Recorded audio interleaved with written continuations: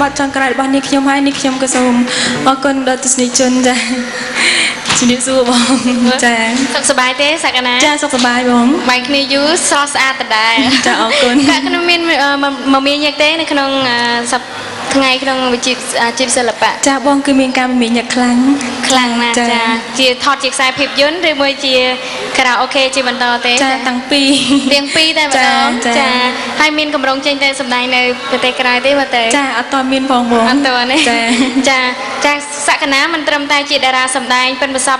ចានៅក្នុងការសម្ដែងនោះទេព្រមទាំងមានទឹកដមសម្លេងពីរោះទៀតបានទាំងពីរអរគុណបងពីរោះតទ្រាំស្ដាប់តិច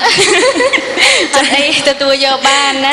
ចាអរគុណពីកម្មវិធីនីតិចុងក្រោយរបស់សក្កណាមានពាក្យពេចន៍អ្វីហើយពីកម្មវិធីតារាមេតន្ត្រីជូនបាច់ផ្កាដល់សក្កណាណាពីហាងលោកកាតានៅផ្សារធំថ្មីតូបលេខ 6A ចាខ្ញុំក៏សូមអរគុណដល់បាច់ផ្កាបងស្រីអតាចាក៏សូមឲ្យមានទស្សនិកជនជាកាន់តែច្រើនហើយនេះខ្ញុំក៏សូមអរគុណដល់ស្ថានីយ៍ទូរទស្សន៍ពលិ5ដែលបានផ្ដល់កិត្តិយសជួយនាងខ្ញុំហើយចាអរគុណសម្រាប់បងប្អូនទាំងអស់ចាដែលតែងតគាំទ្រដល់ក្រុមសិល្បករក៏ដូចជាក្រុមសិល្បករនីផងដែរហើយក៏សូមផ្ញើបទចម្រៀងទាំងអស់នេះផ្ញើជូនដល់លោកប៉ាម៉ាក់យាយបងប្អូនទាំងអស់ដែលនៅគេហដ្ឋានហើយក៏សូមផ្ញើជូនដល់បងផោះហើយនៅម៉ូលីសាផងដែរចាអរគុណបងចាជូនពរសក្កណាសុខភាពល្អហើយព្រមទាំងទទួលប្រជាប្រិយភាពពីសំណាក់បងប្អូនទស្សនិកជនទាំងអស់ទាំងក្នុងនិងក្រៅស្រុកណាចាអរគុណបងជួបគ្នាឱកាសក្រោយៗចាជម្រាបលាទាំងអស់គ្នាចាអរគុណ អរគុណពីកម្មវិធីយើងនឹងមានបទចម្រៀងជាចាស់សម្រាប់កំដៅរបស់លោកអ្នកជាបន្តសម្រាប់ពេលនេះសូមអនុញ្ញាតសម្រាប់មួយផ្លេតសិនចា